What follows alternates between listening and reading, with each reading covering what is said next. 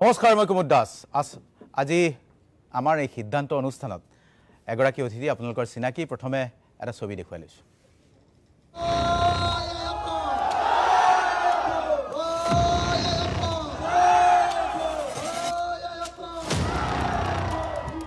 অসমৰ সংখ্যালঘু ৰাইজে এবাৰ ৰাইজৰ দলৰ প্ৰতি আকৃষ্ট হৈছে কংগ্ৰেছটো মোটামুটি এতিয়া আমি দেখিছো যে সংখ্যালঘু এলেকাত ডাঙৰ পৰিৱৰ্তন দেখা গৈছে আপোনালোকে গম পাইছে অখিল গগৈ একেদিন খুবেই চৰ্চাত আৰু আজিৰ তাৰিখত অখিল গগৈ নিখিজা আলুত পৰিণত হৈছে নেকি কংগ্ৰেছৰ বাবে প্ৰশ্ন কৰিম কিন্তু আজি ৰাজ্যৰ মুখ্যমন্ত্ৰী ডক্টৰ হিমন্ত বিশ্ব শৰ্মাই এটা গুৰুত্বপূৰ্ণ মন্তব্য আগবঢ়াইছে অখিল গগৈক অনুৰোধ কৰিম যাতে লোকৰ সংসাৰ নাভাঙে মুখ্যমন্ত্ৰী কি কৈছে শুনাই লৈছো গগৈ আৰু মই দুটা একেলগে বিজেপিত থাকিব নোৱাৰো তেতিয়া মোৰ ঘৰত ডাইভৰ্স হৈ যাব সেইকাৰণে অখিল গগৈ বিজেপিত আহিলে মই ৰাইজৰ দলত যাব লাগিব অখিল গগৈ আৰু মই দুটা একেলগে বিজেপিত থাকিব নোৱাৰো তেতিয়া মোৰ ঘৰত ডাইভৰ্স হৈ যাব সেইকাৰণে অখিল গগৈ বিজেপিত আহিলে মই ৰাইজৰ দলত যাব লাগিব আপুনি শুনা নাছিল অখিল গগৈ আছে অখিল গগৈ শুনাই নাছিল এই মন্তব্যটো আজি প্ৰেছ মিটত কৈছে মুখ্যমন্ত্ৰীয়ে মানে মই একচুৱেলি মুখ্যমন্ত্ৰী ডাঙৰীয়াৰ কথাটো শুনা নাছিলোঁ কি ক'ম মই আকস্মিকভাৱে শুনিলোঁ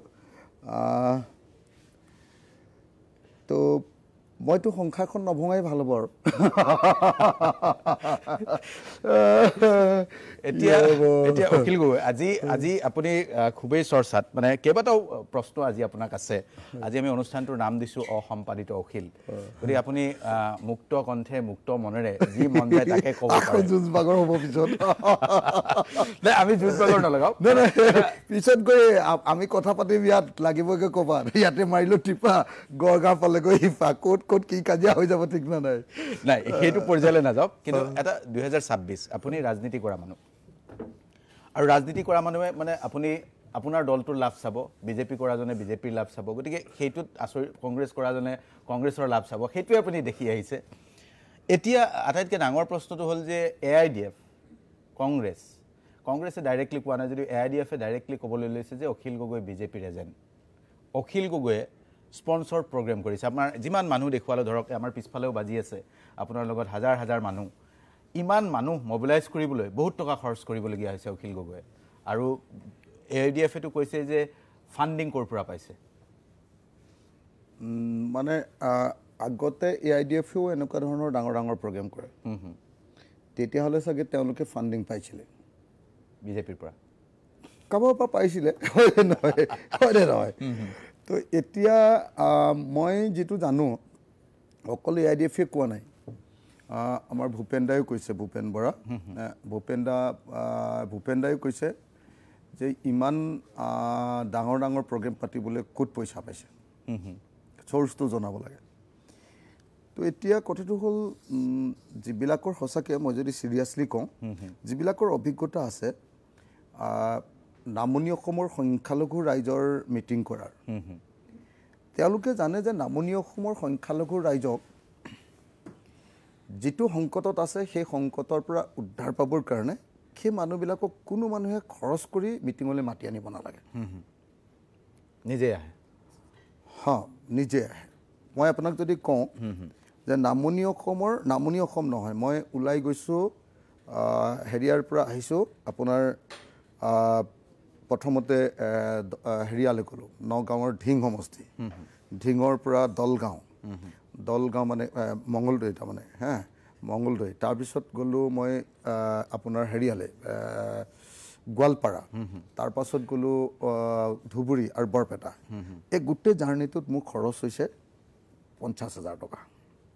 কিয়নো 50,000 টকা লৈ গৈছিলোঁ তাৰো কেইটকামান ঘূৰি আহিছে তেল গাড়ীত তেল ভৰোৱা পইচাটোৰ বাহিৰে বাকীবিলাক সব অৰ্গেনাইজাৰবিলাকে তাত অৰ্গেনাইজ কৰিছে আমাৰ পাৰ্টিৰ অৰ্গেনাইজাৰবিলাকে অৰ্গেনাইজ কৰিছে আৰু আপুনি নিজে এই যিখন পিকচাৰ দেখুৱাই আছে সেই পিকচাৰখন চাওক তাৰ ওপৰত মানুহৰ ওপৰত কোনো হেৰি নাই ছেড নাই মণ্ডপ তণ্ডপ একো বনাব পৰা নাই ডাইৰেক্টলি সৰুকৈ এটা হেৰি পাতিছে মানে এনেকুৱা ধৰণে সস্তীয়া 10-12,000 টকা আপুনি চব তো তেনেকৈ পাতিছে তাৰপাছত সেইটোতে মই উঠি লৈছোঁ আৰু বাকী ৰাইজৰ কাৰণে আপুনি চাওক চকীও দিয়া নাই তাতে কোনো ক'ৰবাত তলত বহিছে ক'ৰবাত থিয় হৈ আছে গতিকে খুব কম পইচাত আৰু মানুহ হৈছে এটা বস্তু চবেই এইটো মানে মোৰ কাৰণেও জীৱনৰ কাৰণে বহুত ডাঙৰ এটা মানে ঘটনা যে প্ৰথমবাৰৰ কাৰণে আমাৰ দলটো মানে হেৰি ৰেজিষ্টাৰ্ড হোৱাৰ পাছত আমাৰ দলটো গঠন কৰাৰ পাছত ৰেজিষ্টাৰ হোৱাৰ পাছত আৰু মই পলিটিক্সলৈ অহাৰ পাছত প্ৰথমবাৰৰ কাৰণে আচলতে এটা ইলেকশ্যনত মই কৰিছোঁ জেনেৰেল ইলেকশ্যন এটাত ইয়াৰ আগতে উপ নিৰ্বাচন এটাত অংশগ্ৰহণ কৰিছিলোঁ তাৰ বাহিৰে এই প্ৰথমবাৰৰ কাৰণে ৰাইজৰ দলে প্ৰথমবাৰৰ কাৰণে জীৱনত মই কেম্পেইন কৰিছোঁ বাকী কেম্পেইনবিলাক মই কংগ্ৰেছৰ কাৰণে কৰিছিলোঁ যোৱাবাৰ MP ইলেকশ্যনৰ কেম্পেইন এইবাৰ প্ৰথমবাৰৰ কাৰণে নিজৰ দলৰ কাৰণে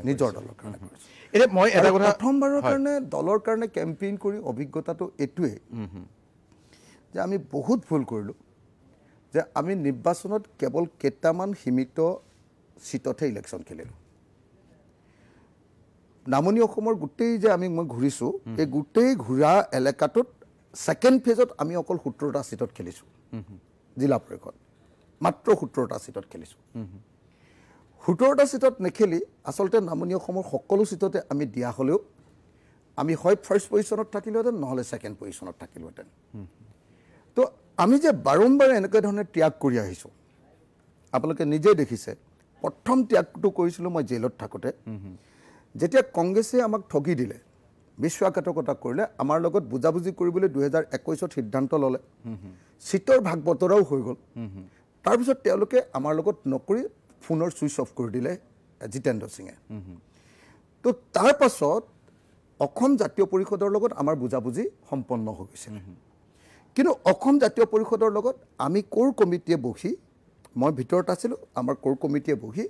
মোক কথাখিনি জনালে যে অসম জাতীয় পৰিষদৰ লগত যদি বুজাবুজি কৰি দিওঁ তেতিয়াহ'লে কংগ্ৰেছৰ ভোটটো ভাগ হোৱাটো কনফাৰ্ম কংগ্ৰেছ AIDF আৰু BPF কৈছিলে গতিকে সেইটোৱে ৰাজ্যখনৰ কাৰণে লোকচান দিব গতিকে আমি একলগ নেখেলিলোঁ আৰু আমি 18কেইটা সমষ্টিতহে আমি 18টা নে 20টা সমষ্টিতহে তেতিয়া কেণ্ডিডেট দিলোঁ যাতে চৰকাৰখন বিজেপি বিৰোধী মানুহৰ হয় তেতিয়া আমি কম্প্ৰমাইজ তেতিয়া আমি হেৰি কৰি দিলোঁ কি কয় ত্যাগ কৰি দিলোঁ প্ৰথমটো ইলেকশ্যনত 2021ত আমাক য'ত হিৰেণ গোহাঁই ছাৰহেঁতেও য'ত মানে আমি বিজেপিৰ পক্ষ লোৱা বুলি কৈছিলে তাতে আমি ইমান ধৰণৰ ত্যাগ কৰিলোঁ তাৰপাছত তাৰ পিছৰ ইলেকশ্যনটো হ'ল আপোনাৰ হেৰিয়াৰ ইলেকশ্যন আপোনাৰ আমাৰ যে কি কয় আপোনাৰ আমাৰ থাউৰাত যে যিটো ইলেকশ্যন হৈছিলে বাই ইলেকশ্যন সেই উপনিৰ্বাচনতো আমি কেৱল 2খনত দিলোঁ 5খন আসন ওলাইছিলে 2খনত দিলোঁ তেতিয়াও গোটেইখিনিতে খেলিব পাৰিলেহেঁতেন 2খনত দিছোঁ 2খনতে কংগ্ৰেছতকৈ বেছি ভোট পাইছোঁ তাৰ পাছত MP ইলেকশ্যন আহিলে MP ইলেকশ্যনত আমি এটাও নেখেলাকৈ কংগ্ৰেছক ছাপৰ্ট দি দিলোঁ তাৰ পাছত আকৌ উপনিৰ্বাচন আহিলে এই উপনিৰ্বাচনটোতো আমি নেখেলোঁ বুলি কৈ দিলোঁ কংগ্ৰেছে আল্টিমেটলি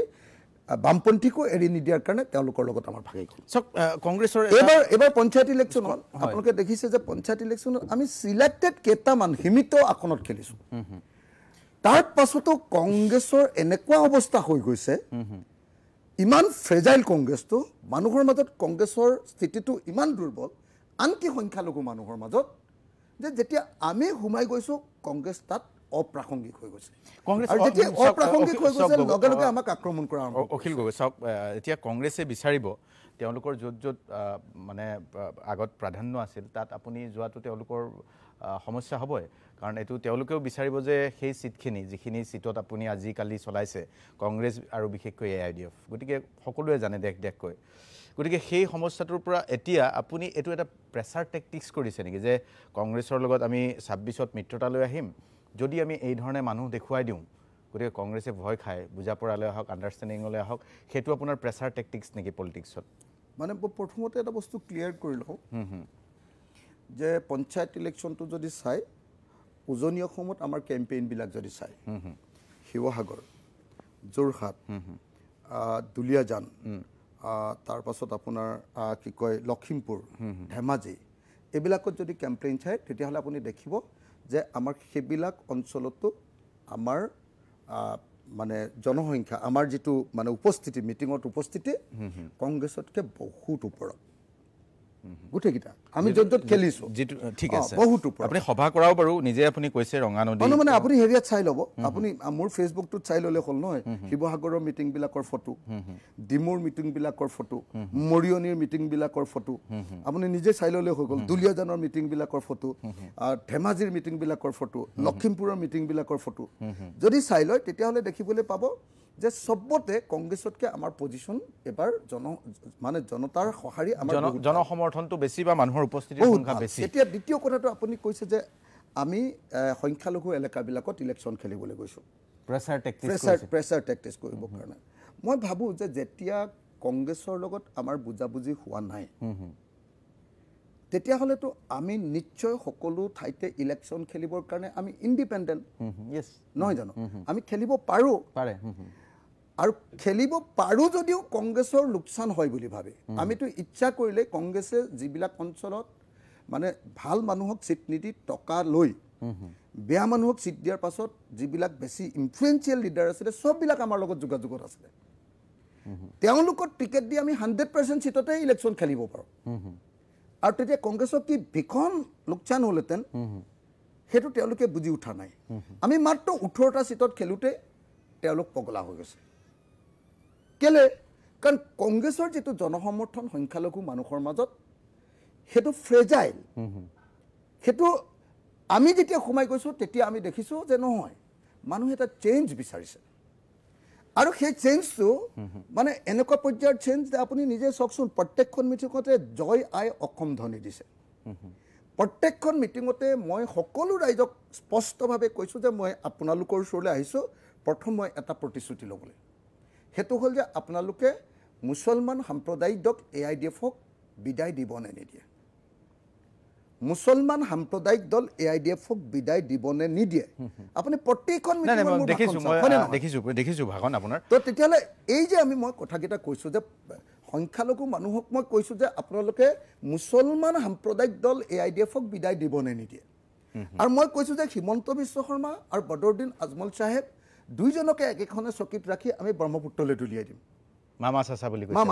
মামা চাচা গো বেক মামা চাচাক ব্ৰহ্মপুত্ৰত দলিয়াই দিয়ক হয়নে নহয় এই যিটো কথা কৈছোঁ সেইটো কথা কৈ যেতিয়া আমি সংখ্যালঘু মাজত সোমাইছোঁ আৰু যেতিয়া ৰাতি 12টা বজাত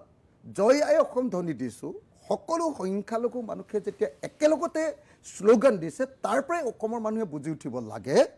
যে সংখ্যালঘু ৰাইজে অসমৰ মূল খুঁটিৰ লগত আহিব খুজিছে কংগ্ৰেছৰ লগত 1947 চনৰ পৰা থাকিলে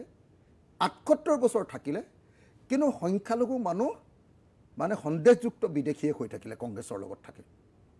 এতিয়া ৰাইজৰ দলৰ লগত যদি থাকে আঞ্চলিক দলে তাৰ লগত যদি থাকে তেতিয়াহ'লে অসমৰ মূল খুঁটিৰ লগত মুছলমান সমাজখন মিলি যাব পাৰিব সমন্বয় হ'ব সেই কথাটোৰ কাৰণে আমি দেখিছোঁ যে সংখ্যালঘু মানুহবিলাকে আমাৰ প্ৰতি আগ্ৰহ দেখুৱাইছে হাজাৰ হাজাৰ মানুহ ৰাতি 12টা বজাত মোৰ ঘটনা এনেকুৱা ঘটিছে চাওক লাষ্টৰ দিনটোত ধুবুৰীত লাষ্টৰ দিনটোত কালি নহয় পৰহিৰ দিনটোত তাৰমানে এতিয়া পৰহিৰ দিনটোত কি হৈছে ৰাতি 10টামান বজাত মই ভাবিছোঁ আৰু যে আৰু 4খন মিটিং আছে মই নোৱাৰোঁ 8টা বজালৈকে পাৰ্মিশ্যন আছে গতিকে কৰিব নোৱাৰি এনেকৈ ভাবিছোঁ তাৰপিছত দেখিছোঁ আনচিডিউল অন্য এখন মিটিং মানুহে পাতি 10,000 মানুহ ৰৈ আছে আৰু সেই মিটিংখনলৈ যাবলৈ মোক কৈছে মই ক'লোঁ মই নোৱাৰোঁ আপোনালোকে ডিষ্ট্ৰিক্ট প্ৰেচিডেণ্টক সোধক ডিষ্ট্ৰিক্ট প্ৰেচিডেণ্টক সোধক বুলি ক'লত ডিষ্ট্ৰিক্ট প্ৰেচিডেণ্টৰ গাড়ীখন ঘেৰাও কৰি 200মান মানুহে ধৰিছে পুলিচ আহিছে পুলিচক ডিষ্ট্ৰিক্ট প্ৰেচিডেণ্টে কৈছে যে আপোনালোকে আঁতৰাই দিয়ক আমাক যাবলৈ দিয়ক OC-য়ে কৈছে এই আপোনালোকৰ নিজৰ পাৰ্টিৰ মানুহ আমি কি কৰিম আমিতো মাৰপিট কৰিব নোৱাৰোঁ লাষ্টত মই নিজে নামি গৈছোঁ আৰু কৈছোঁ যে ব'লক এনেকৈ কৈছোঁ গৈ পাইছোঁ 10,000 মানুহ ৰৈ আছে 10,000 মানুহ তাৰপিছত 10,000 মানুহে ৰাতি কিমান 10:45 বজাত প্ৰথম মই উঠি গৈ জয় আই অসম দিছোঁ গোটেই মানুহে জয় আই অসম ধ্বনি দিছে তো তাৰপিছত নেক্সটখন যিখন মিটিং সেইখন মিটিঙত আমাৰ আশ্ৰাফুল হুছেইন চেণ্ট্ৰেল কমিটি যিজন ছেক্ৰেটাৰী তেওঁক বান্ধি থৈছে গামোচাৰে বান্ধি থৈছে যে অখিল দা যদি নাহে আজি তোক আজি যাবলৈ নিদিওঁ পৰিস্থিতি এনেকুৱা এতিয়া সেই পৰিস্থিতিটো নুবুজাকে চাওক মানে মই অস্বীকাৰ কৰি লাভ নাই যে আপুনি এইকেইটা দিনত সংখ্যালঘু বুলি নকওঁ মই বিভিন্ন য'ত গৈছে যথেষ্ট সংখ্যক মানুহ হৈছে আমি টিভিৰ পৰ্দাটো দেখিছোঁ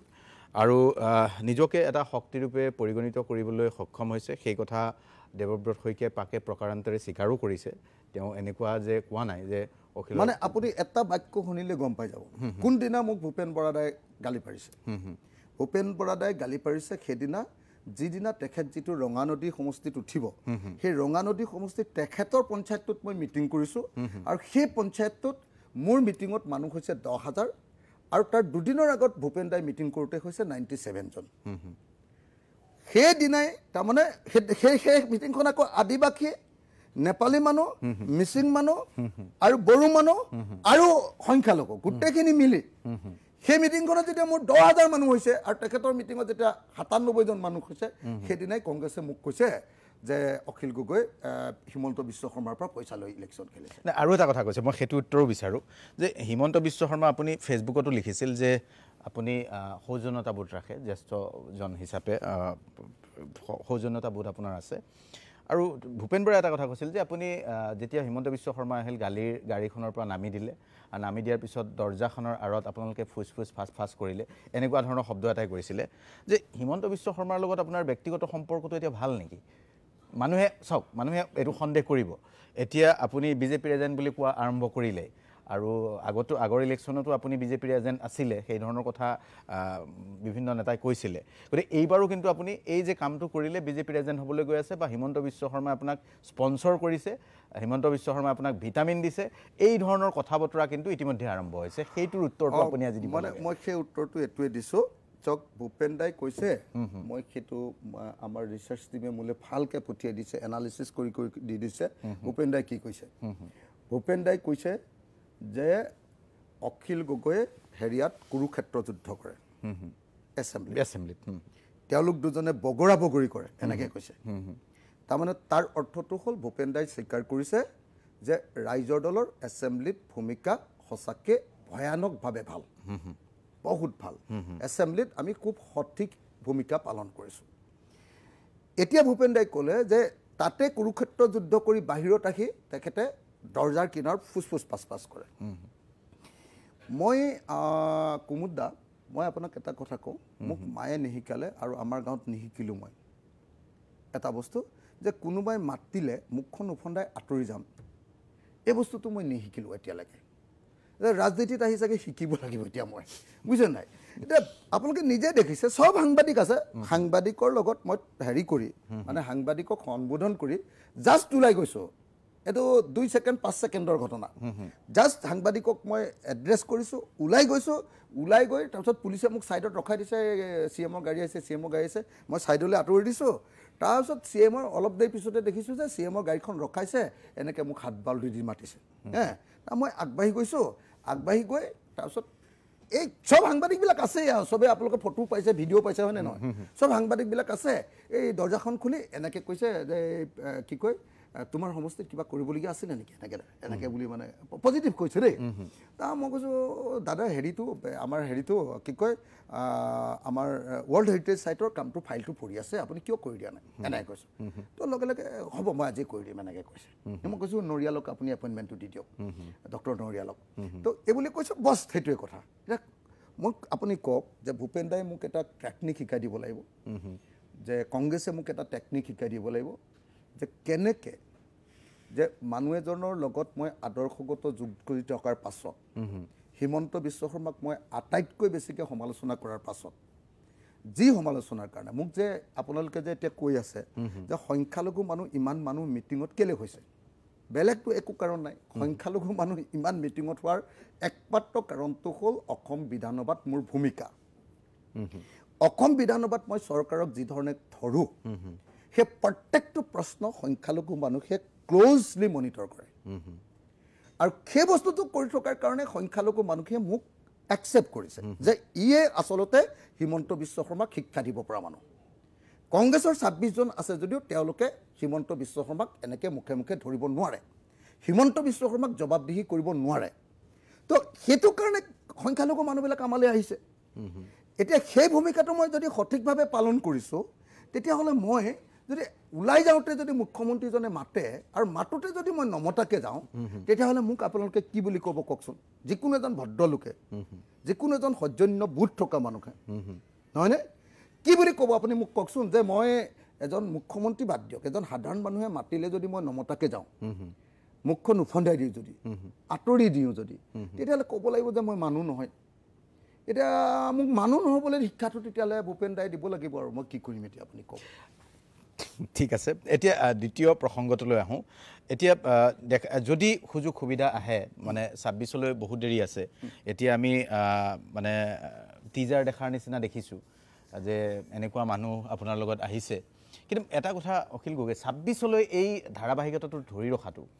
মানে এই সমৰ্থনটো ধৰি ৰখাটো এটা জটিল কথা হ'ব কাৰণ এইখিনি সময়ত আপুনিও জানে যে আজি বিৰোধী ঐক্য বুলিয়ে কওক যিবোৰ প্ৰতিটো দলে নিজৰ নিজৰ এজেণ্ডা লৈ আগবাঢ়িব আৰু প্ৰতিটো দলেই নিজৰ জনসমৰ্থনৰ কাৰণে যি পৰ্যায়ত কাম কৰিব পাৰে কৰিব ৰাজনীতিত মানে মানে মানে বৈধ অবৈধ বুলি একো কথা নাই গতিকে কাইলৈ আপোনাক বিজেপি এজেণ্ট সজাই দিয়া হ'ব পৰহিলৈ হিমন্ত বিশ্ব শৰ্মাৰ ঘনিষ্ঠ বুলি সজাই দিয়া হ'ব গতিকে যিকোনো কথা আপোনাৰ ক্ষেত্ৰত হ'ব গতিকে সেই কথাখিনি আপুনি ২৬লৈ মানে যদি কংগ্ৰেছে এতিয়াও আপুনিয়ে কৈছে যে কংগ্ৰেছে জমিদাৰৰ দৰে আচৰণ কৰে আপোনালোক ৰায়ত এতিয়া ৰায়ত নাই এনেকুৱা ধৰণৰ ভাষণো দিছে আপুনি কংগ্ৰেছে বিৰোধী ঐক্যত থাকি হাইকমাণ্ড টাইপ কৰিব খোজে এই ধৰণৰ কথাও আপুনি মিটিংবিলাকত কৈছে গতিকে কংগ্ৰেছৰ বিৰুদ্ধে আপুনি বৰ প্ৰথম অৱস্থাত বৰ সমালোচনা কৰা নাছিল আনকি সংখ্যালঘু মানুহকো আপুনি কৈছিল যে কংগ্ৰেছৰ ক্ষেত্ৰত আপোনালোক অলপ নৰম নেকি মানে কংগ্ৰেছ বুলি ক'লে বাকী এআইডিএফ বা বিজেপি বুলি ক'লে যিদৰে চিঞৰটো আহে কংগ্ৰেছ বুলি ক'লে অলপ মানে নৰম ভাৱ আছে নেকি সেই কথাটো আপুনি ২-৩খন মিটিঙত সুধিছে দেখিছোঁ সেইকাৰণে কৈছোঁ যে ২৬ত শেষতগৈ আপুনি কংগ্ৰেছৰ লগত ইমানখিনি হোৱাৰ পিছতো মিত্ৰতাৰ ৰাস্তাটো খোলা ৰাখিব নেকি মিত্ৰতা খোলা ৰখা নহয় ৰাখিব নহয় মিত্ৰতাৰ ৰাস্তা খোলা আছে আজিৰ দিনটোত মই ভূপেন বৰাদাৰ লগত কমেও আধা ঘণ্টা সময় কথা পাতিছোঁ আজিৰ দিনটো ভূপেন দাৰ লগত মই আধা ঘণ্টা সময় হোৱাটছআপত কথা পাতিছোঁ যে আধা ঘণ্টা সময় কথা পাতিছোঁ বিভিন্ন প্ৰসংগত তেখেত দিল্লীলৈ গৈছে মই আমাৰ মিত্ৰতাটো কি হ'ব কেনেকৈ হ'ব আমাৰ কি প্ৰসংগ তেওঁলোকৰ কি ষ্টেণ্ড গোটেই কথাখিনি পাতিছোঁ আৰু মই সুধিছোঁ যে যুদ্ধটো আপোনালোকে শেষ কৰিলে নে যুদ্ধবিৰতি হ'লনে যুদ্ধ চলি থাকিব তেখেতে কৈছে নাই যুদ্ধবিৰতি হৈ গ'ল মই কৈছোঁ তো আপুনি যুদ্ধ কৰাৰ কাৰণেহে মই যুদ্ধ লাগিছোঁ আকৌ দেই নহ'লেতো মই বন্ধ কৰিছিলোঁ এনেকৈ কৈছোঁ কৈছে যে নাই যুদ্ধবিৰতি হৈ গ'ল আপুনি মোৰ তাতে গৈ ইমান এটেক কৰিছে মইতো আপোনাক এটেক কৰিবই লাগিব এনেকৈ কৈছে তো মই কৈছোঁ একো নাই এইবিলাক ইলেকশ্যনত থাকে এইবিলাক আপুনিও আমাক আক্ৰমণ কৰিব আমিও আক্ৰমণ কৰিম কিন্তু এটা কথা খাটাং যে মই আপোনাক কুমুদা এটা কথা কওঁ ২০২৬ত আমাৰ কাৰণে যিখন দুৱাৰ খোল খাইছে আমি ভাবিব নোৱাৰা ধৰণৰ এখন দুৱাৰ খোল খাইছে আমি ইমান দিন ধৰি ৰাইজৰ দলে ভাবি আছিলোঁ যে আমি একচুৱেলি যদি কংগ্ৰেছৰ লগত নহয়ও বুজাবুজি তেতিয়াহ'লে আমি ২৫ৰ পৰা ২৬খন চিটতে ইলেকশ্যন খেলিম আৰু ২৫ৰ পৰা ২৬খন চিটত ইলেকশ্যন খেলিম বাকীখিনি কংগ্ৰেছক জিকিবৰ কাৰণে আমি চান্স দিম কিন্তু এতিয়াতো মোৰ এনেকুৱা ধাৰণা হৈ আছে এইবাৰ ঘূৰি লৈ যে সংখ্যালঘু এলেকাই হওক বা সংখ্যাগুৰু এলেকাই হওক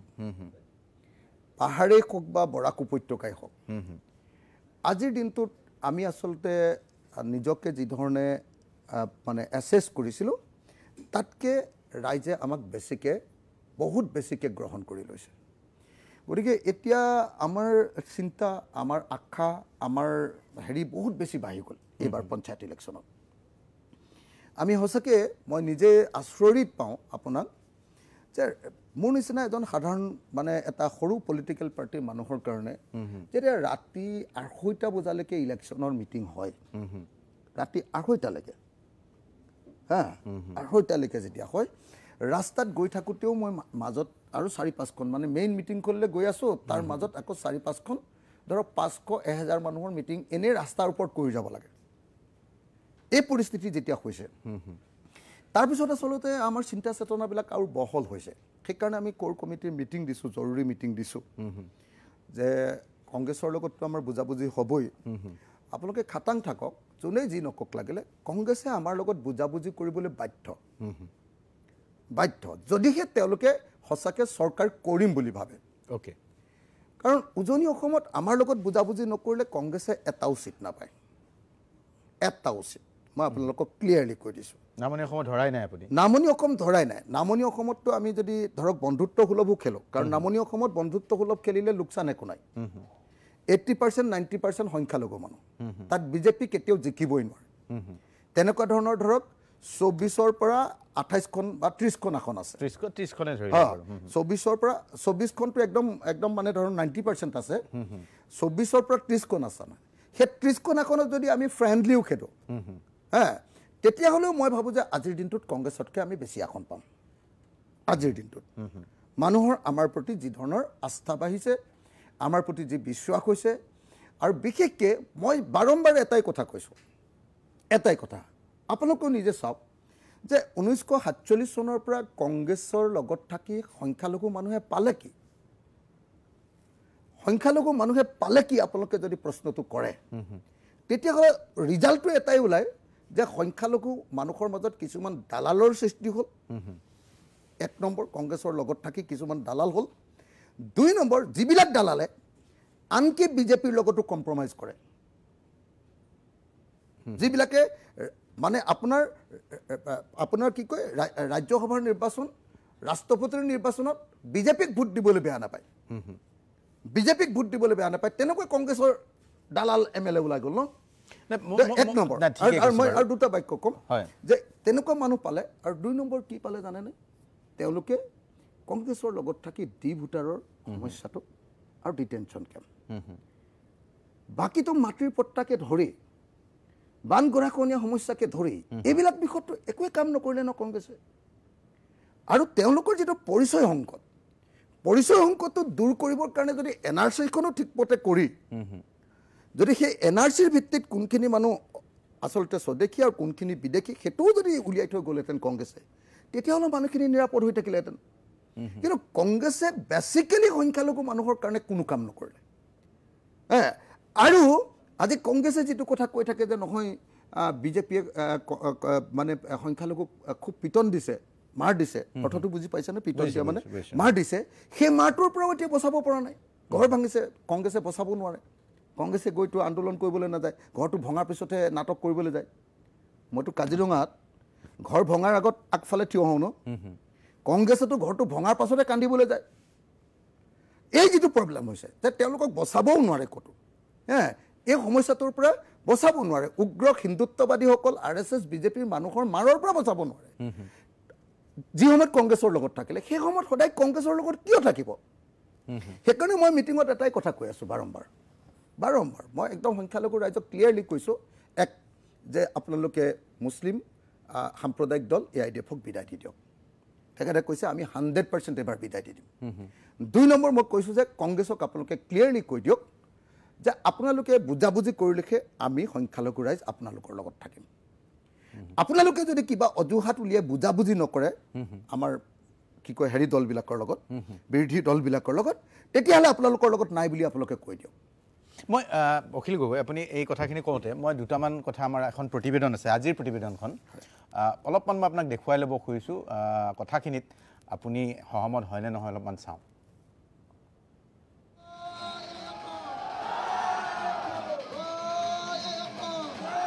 এনে আলু সকলো ব্যঞ্জনতেই মিলি যায় ডায়েবেটিছ নাথাকিলে টেষ্ট ফ্ৰী হেল্থ ফ্ৰী কিন্তু এটা নিসিজা আলুৱে কেতিয়াবা গণ্ডগোল লগায় কংগ্ৰেছৰ নিৰ্বাচনী ব্যঞ্জনত এতিয়া নিসিজা আলু এটাই অখিল গগৈ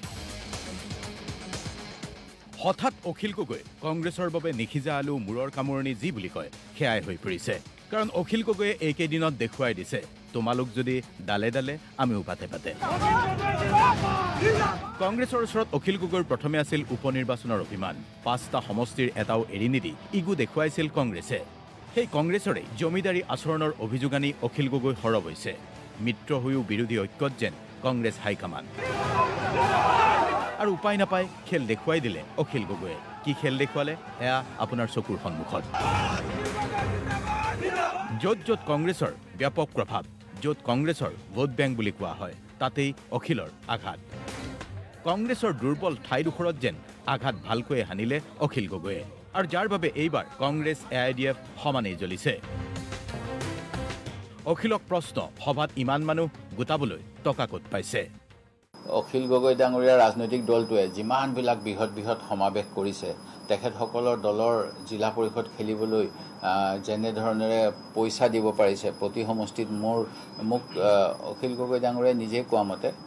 তেখেতে মোক কিবা এটা কৈছিল তেতিয়া কৈছিল যে আমি সকলোকে ফাইনেন্স কৰিছোঁ ৱাৰ্ড মেম্বাৰলৈকে তেওঁলোকে হাজাৰৰ ঘৰত যি সময়ত পইচা দিব পাৰিছে সেই পইচাবিলাক এজন বিধায়কে ক'ৰ পৰা পাইছে সেই প্ৰশ্নটো নিশ্চয়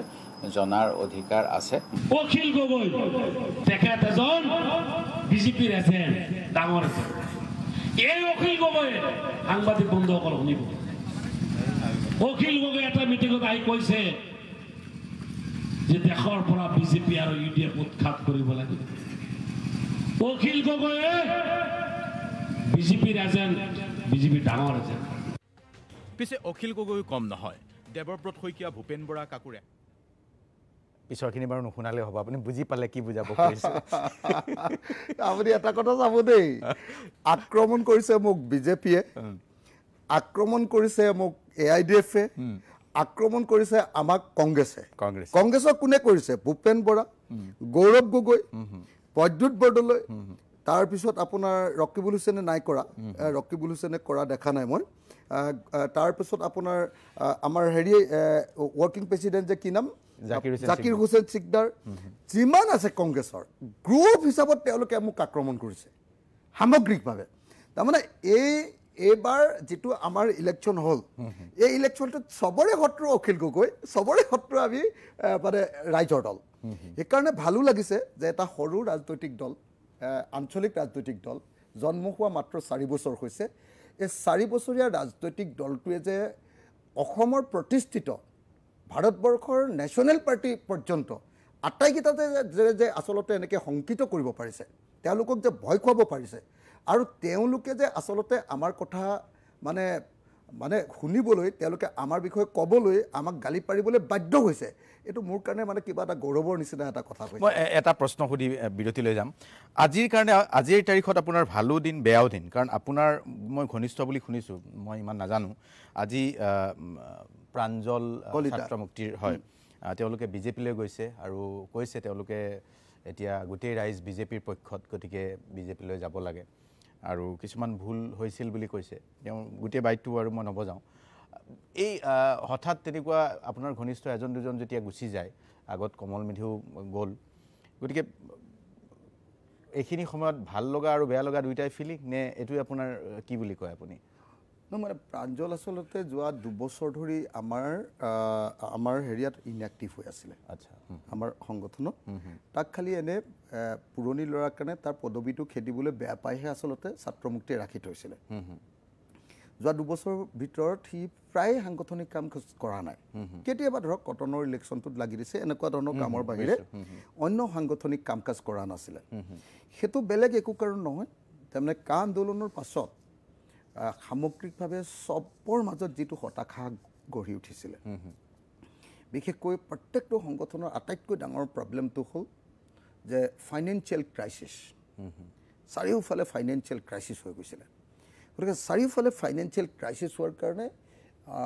মানে মানুহবিলাক হতাশ হৈ গৈছিলে সেই হতাশাই তাক আৱৰি ধৰিছিলে আৰু তাৰপিছত তাৰ কিবা কিবি ফাইনেন্সিয়েল বোলে বহুত কিবা অব্লিগেশ্যনছ আহি গ'ল সেইকাৰণে সি চাগে গ'ল মই ভাবোঁ যে সি যেতিয়ালৈকে আমাৰ লগত আছিলে তেতিয়ালৈকে ল'ৰাটো ঠিকেই আছিলে এতিয়া কি কৰেগৈ নাজানো এতিয়াও ভালে হওক বাৰু আপুনি মানে মই বেয়াকৈ নকওঁ আৰু গ'ল যেতিয়া ল'ৰাটা আদৰ্শৰ পৰা যেতিয়া বিচ্যুত হয় যেতিয়া আমাৰ নিচিনা এটা আদৰ্শবাদী জাতীয়তাবাদী